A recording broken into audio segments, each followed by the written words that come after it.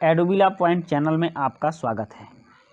आज हम करेंगे वर्कशीट नंबर 65 और इस वर्कशीट को करने से पहले मैं आपको बता दूं कि अगर अभी तक आपने हमारे चैनल को सब्सक्राइब नहीं किया है तो सबसे पहले चैनल को सब्सक्राइब करें और तब बेल आइकन का बटन भी दबा लें ताकि सारे वीडियो के नोटिफिकेशंस आप तक पहुंचते रहें। तो चलिए शुरू करते हैं आज की वर्कशीट 65 और ये वर्कशीट है क्लास 10 के सामाजिक विज्ञान राजनीतिक विज्ञान की, जिसमें हम लोग राजनीतिक दल चैप्टर की पुनरावृत्ति कर रहे हैं, इसको हम दोहरा रहे हैं। तो इस वर्कशीट में जैसे कि आप देख सकते हैं कुछ MCQs दिए गए हैं और उसके बाद नीचे कुछ शॉर्ट आंसर वाले क्वेश्चन दिए गए हैं। तो ये इसमें 10 प्रश्न हैं, लेकिन कोई जटिल प्रश्न नहीं है, बहुत आसान से प्रश्न हैं और ये वर्कशीट भी काफ़ी आसान रहने वाली है। इस चैनल पर आपके सारे वर्कशीट 1-2 दिन पहले अपलोड हो जाने वाले हैं, इसलिए आप हमारे साथ बने रहिए और अपने सारे वर्कशीट को 1-2 दिन पहले ही प्राप्त कर लीजिए। तो चलिए शुरू करते हैं आज की वर्कशीट राजनीतिक दल की पुनरावृत्ति। इसमें 10 प्रश्न हैं और 10 प्रश्न देख लीजिए किस प्रकृति के हैं। पहला जो प्रश्न है यह है कि भारत में किस स्तर पर चुनाव सामान्यतः बिना राजनीतिक दलों के लड़े जाते हैं। इसमें 4 ऑप्शन हैं, लोकसभा स्तर पर, दूसरा राज्यसभा स्तर पर, तीसरा विधानसभा स्तर पर और चौथा पंचायत स्तर पर। दूसरा है रिक्त स्थान की पूर्ति कीजिए, डैश भारतीय जनता पार्टी का चुनाव चिन्ह है, ये तो आप जानते हैं।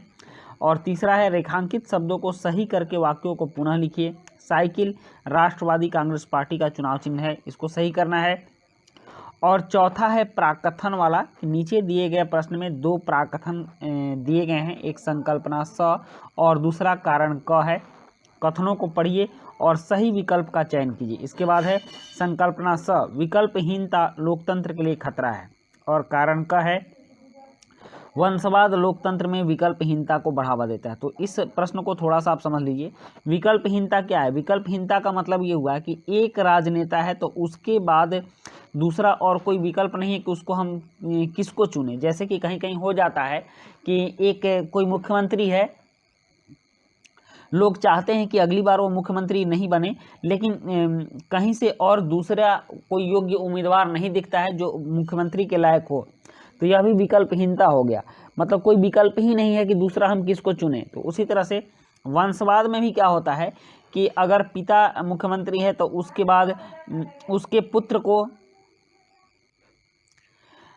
पिता अगर मुख्यमंत्री है तो उसके बाद उसका पुत्र तैयार बैठा है कि वो जब हटेंगे तो पार्टी की कमान पुत्र की होगी और फिर वहीं परिवार शासन चलाते रहता। तो इसी को विकल्पहीनता कहते हैं। और विकल्पहीनता वंशवाद ये दोनों लगभग सिमिलर हैं लोकतंत्र में। तो ये सही है, दोनों सही है और कारण क स की सही व्याख्या भी करता है, तो इसका उत्तर ए होगा। उसके बाद है प्रश्न 5 है, निम्नलिखित कार्टून की व्याख्या अपने शब्दों में कीजिए, तो इसको हम लोग उत्तर में करेंगे। और प्रश्न 6 है, शासक दल से आप क्या समझते हैं। प्रश्न 7 है, कौन सी दलीय व्यवस्था को लोकतंत्र के लिए अच्छा नहीं माना जाता है। और प्रश्न 8 है, दल बदल से आप क्या समझते हैं। प्रश्न 9, केंद्रीय सरकार में किस गठबंधन की सरकार है। और प्रश्न 10 है, वर्तमान में दिल्ली में किस शासक दल की सरकार है। तो चलिए अब इन प्रश्नों के उत्तर एक एक करके लिखते हैं। पहला प्रश्न है, भारत में किस स्तर पर चुनाव सामान्यतः बिना राजनीतिक दलों के लड़े जाते हैं। तो इसका उत्तर है पंचायत स्तर पर, क्योंकि इसमें कोई राजनीतिक दल नहीं होते हैं और स्थानीय जनता ही भागीदार होती है। गांव की जनता ही चुनाव लड़ती है, जीतती है और शासन करती है। उसके बाद है प्रश्न 2। प्रश्न 2 है, रिक्त स्थान की पूर्ति कीजिए। तो यहाँ रिक्त स्थान है और फिर लिखा गया है भारतीय जनता पार्टी का चुनाव चिन्ह है, तो इसका उत्तर होगा कमल। रिक्त स्थान में आप कमल भरिएगा। भारतीय जनता पार्टी का चुनाव चिन्ह है कमल, ये हम सभी जानते हैं। और तीसरा प्रश्न है, रेखांकित शब्दों को सही करके वाक्य को पुनः लिखिए। यहाँ दिया गया है कि साइकिल राष्ट्रवादी कांग्रेस पार्टी का चुनाव चिन्ह है। तो सबसे पहले हम यह समझेंगे कि राष्ट्रवादी कांग्रेस पार्टी कौन सी है। तो राष्ट्रवादी कांग्रेस पार्टी एक मराठी का है, ये महाराष्ट्र में है और शरद पवार इसके राष्ट्रीय अध्यक्ष हैं।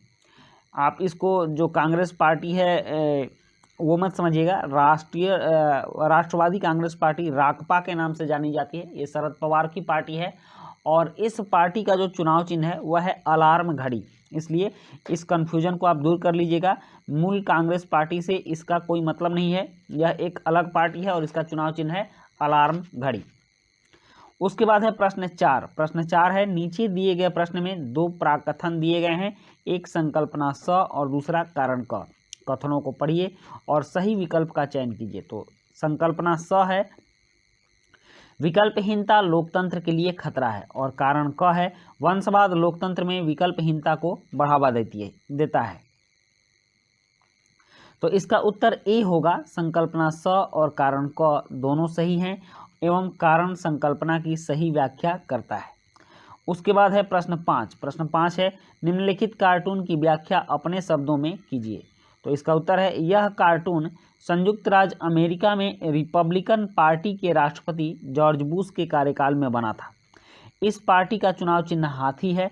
कार्टून देश के सभी प्रमुख संस्थानों पर कारपोरेट अमेरिका का नियंत्रण होने का संकेत करता है। उसके बाद है, शासक दल से आप क्या समझते हैं। प्रश्न 6 है, तो इसका उत्तर है, जिस देश में जिस दल की सरकार बनी हो उसे शासक दल कहते हैं, अर्थात जिस दल का शासन हो, जिसे बहुमत प्राप्त हो, वह दल शासक दल कहलाता है। फिर है प्रश्न 7, कौन सी दलीय व्यवस्था लोकतंत्र के लिए अच्छा नहीं माना जाता है। तो एक दलीय व्यवस्था को लोकतंत्र के लिए अच्छा नहीं माना जाता है। जैसा चाइना में है एक दलीय व्यवस्था है, और हमारे यहाँ भारत में बहुदलीय व्यवस्था है, अमेरिका में द्विदलीय व्यवस्था है। तो इस तरह से एक दलीय व्यवस्था को शासन के लिए, लोकतंत्र के लिए अच्छा नहीं माना जाता है। दल बदल से आप क्या समझते हैं।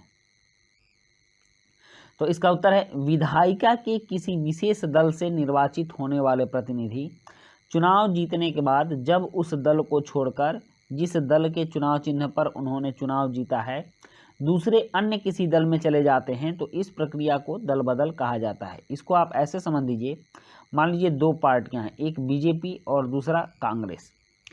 कांग्रेस के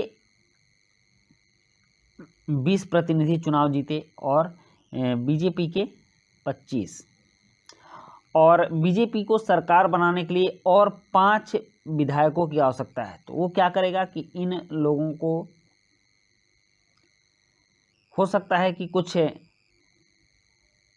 अपने में मिला ले, और इसमें से 5 विधायक बीजेपी में चले जाते हैं। तो इनकी संख्या हो गई 30। अब ये सरकार बना लेंगे और इसमें से 5 चले जाएंगे। तो इसमें से जो 5 गए, इन्होंने तो चुनाव तो लड़ा था कांग्रेस पार्टी के टिकट पर, कांग्रेस पार्टी के चुनाव चिन्ह पर, लेकिन इसमें से 5 विधायक इधर चले गए। तो ये जो 5 विधायक चले गए, तो ये दलीय व्यवस्था दल बदल कहलाता है, और इसी हम लोग दल बदल कहते हैं। और इस पर एक कानून भी बना है, उसकी चर्चा बाद में आगे कभी की जाएगी। उसके बाद है प्रश्न 9, केंद्रीय सरकार में किस गठबंधन की सरकार है। तो इसका उत्तर है, केंद्रीय सरकार में राष्ट्रीय जनतांत्रिक गठबंधन एनडीए की सरकार है। फिर है प्रश्न 10, वर्तमान में दिल्ली में किस शासक दल की सरकार है। तो इसका उत्तर है, वर्तमान में दिल्ली में आम आदमी पार्टी की सरकार है। तो बच्चों, ये थी हमारी आज की वर्कशीट, और आज की वर्कशीट में हमने 10 प्रश्न किए, पूरे चैप्टर का रिवीजन किया। मिलते हैं फिर नेक्स्ट वर्कशीट में। वीडियो अच्छी लगी हो तो लाइक, सब्सक्राइब, कमेंट और अपने दोस्तों के बीच शेयर जरूर कीजिएगा। Okay, thank you, bye.